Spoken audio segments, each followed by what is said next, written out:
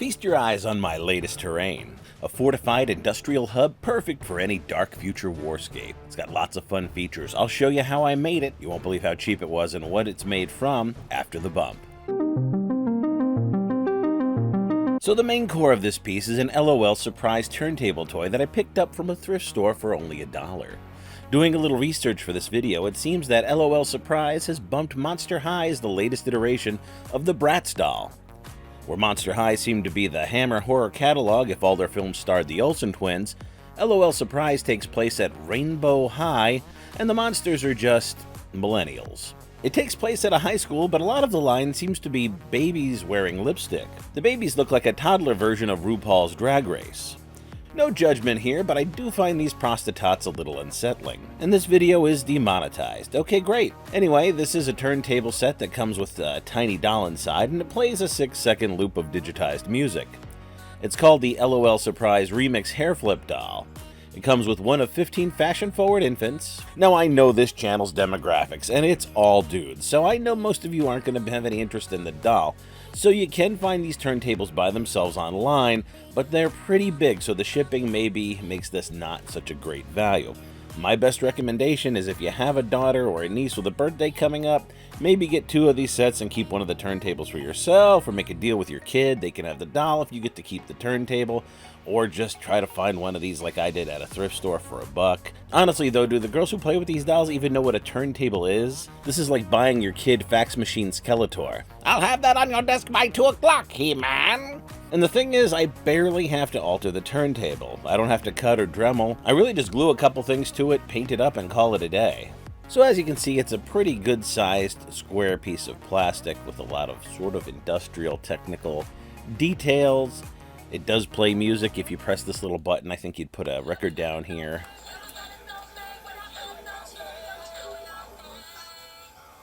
Okay, technically that's music. Awful. But that's okay. I also picked up this Transformers gun. I don't know if it's Transformers, but some kind of big robot-y gun, I'm assuming. I will be taking that apart. I start by pulling out these screws, which I then put into my little paint pots as agitators. Tiny machine screws are nice. I don't buy the ball bearings. These seem to work just as well. So I'm going to take all these screws off. I do want this gun in 2 pieces anyway, as I'll be using it to sort of make our kind of industrial smokestacks that are going to cover up the speaker side of our LOL Surprise turntable. The speaker side is probably the least convincing part as far as being a piece of terrain goes, and so we'll just conceal that with what looks kind of like, you know, a boiler and some smokestacks coming off of it. I think it works pretty good when it's all said and done. Now, obviously, I gotta cut down the guns just because, one, they're a little too long, but also that sort of firing nozzle at the end does look more Transformer laser weapon than smokestack. So I'll just trim those down with my light wire cutters.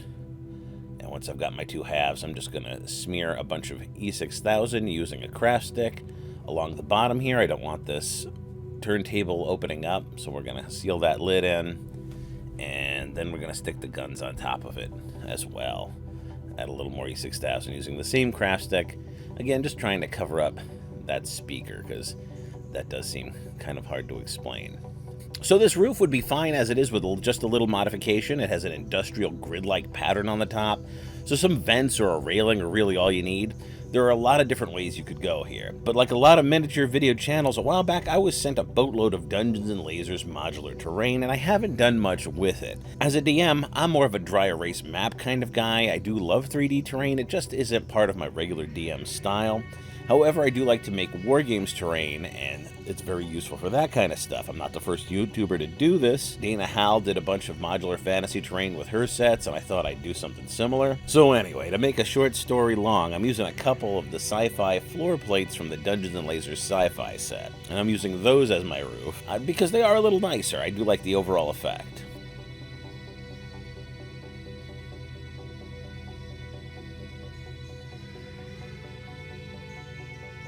I've also got this 3D printed stone stairwell. I don't know, I said well. I got these 3D printed stone stairs that I'm going to build a railing for to make them look a little more modern. I think they're initially sort of intended for a dungeon, but stone stairs are timeless. I'll be making my railing out of model sprue, I think from Zoids. Yeah, I'm pretty sure this is just from a Zoids model, one of the cheap dollar store joints. I'm just using that plastic. It's got a great shape. And I just took a couple pieces, glued them in. Obviously, I had to Dremel in holes to put the railing into.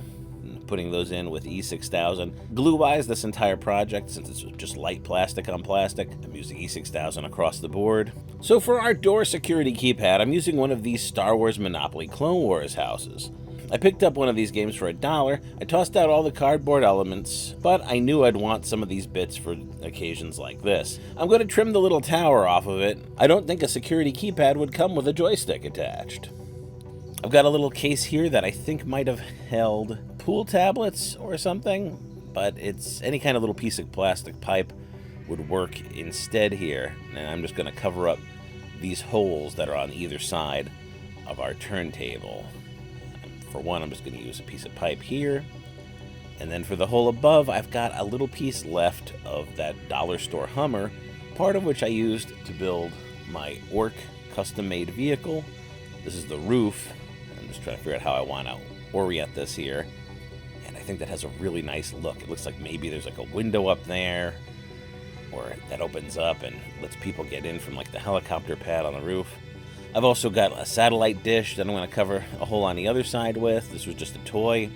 Had a couple pieces missing off it. I patched those up with plasticard. Very similar to what I'm going to use here to cover up the other hole. I don't want to necessarily have 4 things jutting out of every place where every hole is. So I just cut a ranch dressing lid. I just cut a strip here. Measured it out. It's pretty good. And just conceals that hole. I don't want it to be so obvious that this is made of very thin plastic that you can see inside. You know, I want this to have the illusion of being thick and solid. Now for the staircase, it's very textured on both sides, and I want to get a nice flush fit against the main body of our little terrain piece here. So I'm just taking my Dremel tool, auger attachment, just chewing up the plastic, and you can see it's littering me with lots of plastic bits, throwing them everywhere. I'm probably breathing a bunch of them in also, so probably should have wore a face mask while I was doing this. Oh well, live and learn. And just smearing a bunch of E6000 onto the side of that as well. Got plenty. I'm just trying to use this tube up, just generous amounts of this stuff.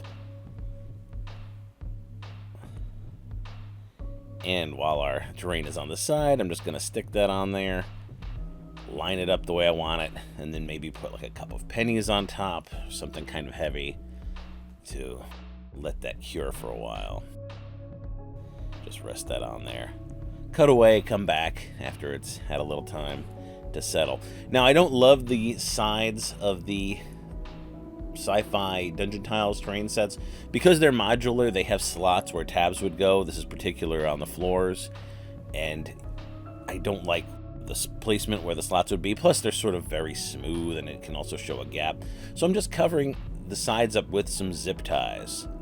The zip ties have a really nice texture. I just have to cut them to length, and they'll cover up those slots and that smoothness, but it wasn't too tricky to do so.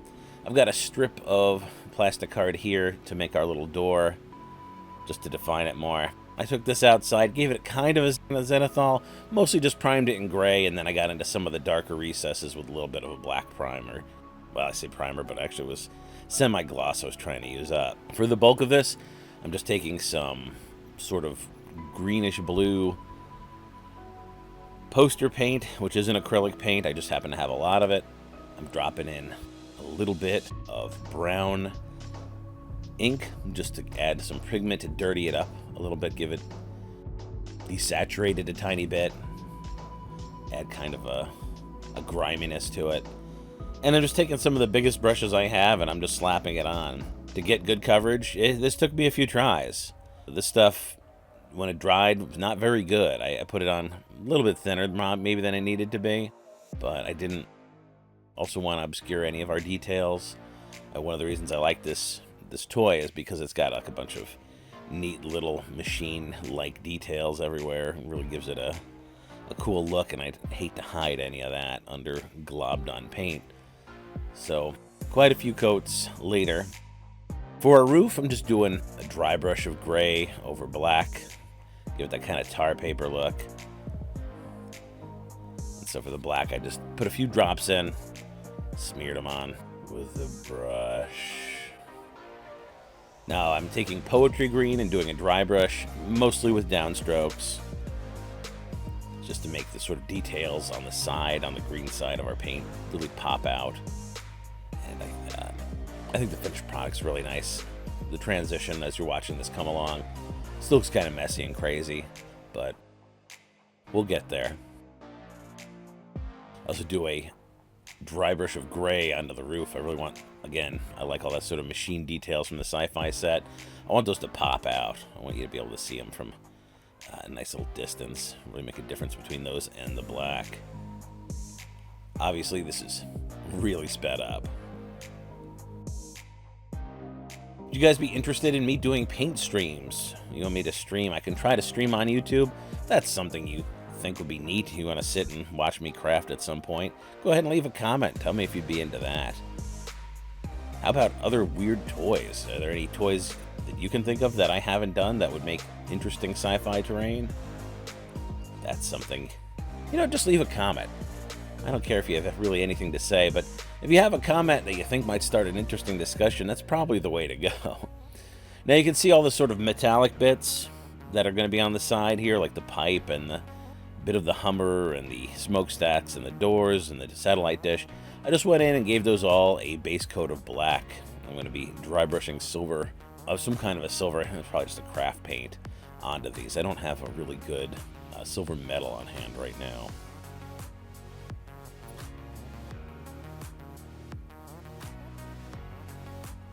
Just dry brushing very quickly, very roughly, trying to get some detail to pop here. Give the impression of metal. And for our security keypads and such, we're just going to put some red and orange on there just to sort of make it look like LEDs or lenses. Initially, I thought I would sponge on some hazard stripes, but that looked horrible, so I'm actually freestyling some hazard stripes onto our rooftop. This is just to sort of make it look like a landing pad. I don't know. I do like the effect. I gather, I admit it is a little sloppy, but I think it still works. Just got a few vents here by the steps that I'm just dry brushing metal on. I'm adding in some stippling. I'm stippling brown here and there just to make the whole thing look a little dirty in places.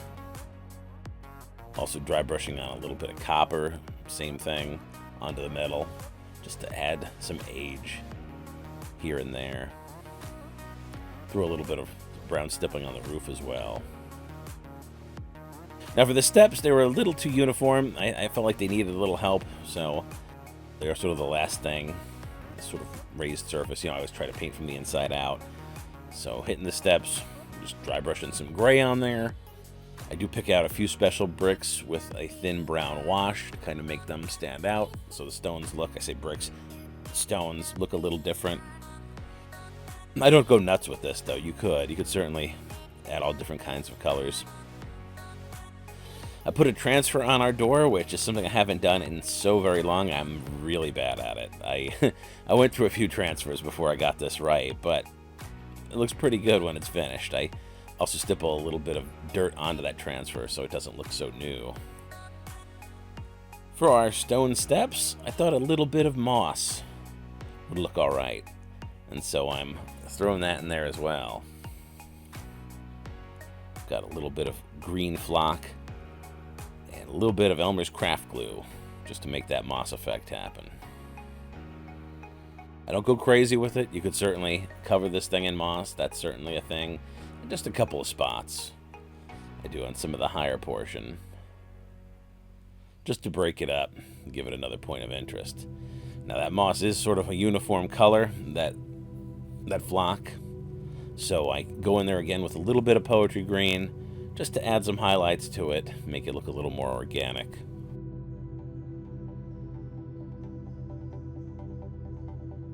Like I said, I'm doing a second spot here. Now, one of the things that's really fun about this terrain is after it's all finished, if you pick it up and look on the bottom, it still says LOL surprise from the doll toy that it originally came from, because I used the top of it as the bottom. I've got the whole thing flipped upside down. By the way, that transfer I used, it was from an Imperial Guard. It's a Warhammer. And I'm just going to hit this whole thing with a little bit of flat varnish, which unfortunately did dull the metals, so I went back in with a glossy varnish and hit the metal parts again just to get them to pop some more, get that good shine on there. So let's take a look at the finished product. Guys, if you like this channel, a great way to support it is to head on over to my eBay store and pick up some of these packages of pre-selected, pre-painted miniatures I've put together. That's 8 miniatures, half monsters, half adventurers, stuff that's perfect for D&D or Pathfinder. It's only $11.99. I offer free shipping. I've got other genres as well, same price. There's some Call of Cthulhu stuff in there. There's some World War II soldiers in there. Got comic books in there. Of course, you can always just donate to my GoFundMe campaign. I've got multiple health issues. You'd really be helping me out. As always, thanks for watching. Please like, subscribe, hit the bell, do all the things so you never miss an episode. And we'll see you soon. Bye.